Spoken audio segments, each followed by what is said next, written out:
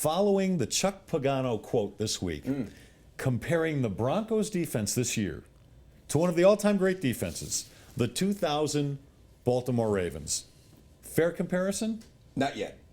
Now, statistically, because that's the background I'm coming from, you can speak into reality here, Woody. Here's where the Broncos are, and I want to put this in context, okay? Because right now, the NFL this season is on pace to be the most passing prolific year of all time. On a per-team, per-game basis, teams are averaging over 247 yards per game. The previous high was last year, which was 9 yards per game less. So think about that for a moment. That's how big of a step we have taken in terms of passing.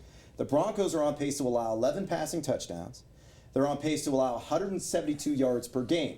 Is that historically good? No.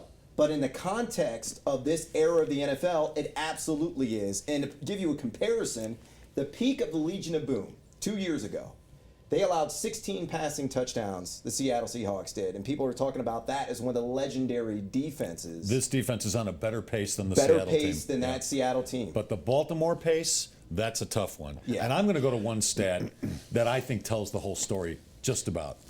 That Baltimore team gave up 10 points a game.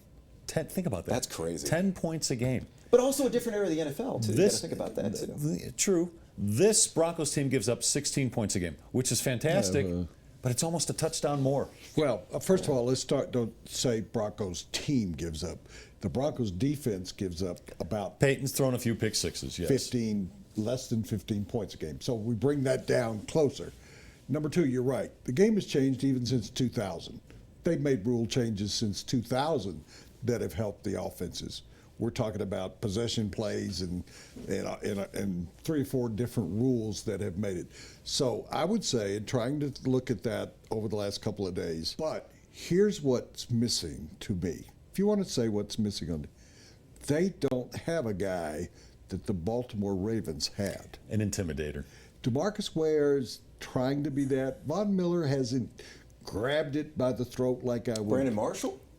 No, what he's saying is there's no Ray Lewis on this team. Well, there's not one, but you don't have to have a Ray Lewis on this team. I'm not saying you do. Well, yeah, but you bring up an interesting point. I would like, I mean, we see Chris Harris Jr. and talk about Talib does, Ward will come through, DeMarcus Ware, Von Miller, in terms of leadership role publicly. Let me take that a little further. They need one of those guys, I think, to become, not Ray Lewis in terms of Hall of Fame type, but Ray Lewis in if it's Chris Harris Jr., can a quarterback do that? Yeah, I think we saw that with Sherman.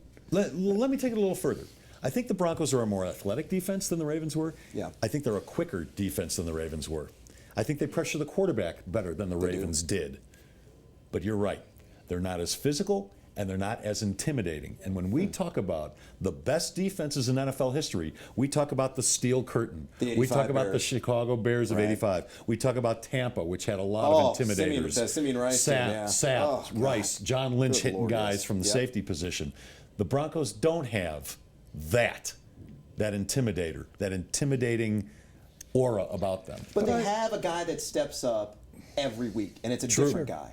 There's so much depth there. So exactly, and I think that's what's pivotal here, and what is critical for their success long term, and whether or not they make the Super Bowl, is that you have somebody every week that says, you know what, I'm going to step up, I'm going to take this thing Chris over. Harris Jr. This is is my going to week. do that this week because he's already said, I want Hilton. That was a good time for you to say that, Chris. Yeah. Yeah, because with T.Y. with a foot sprain? Yeah.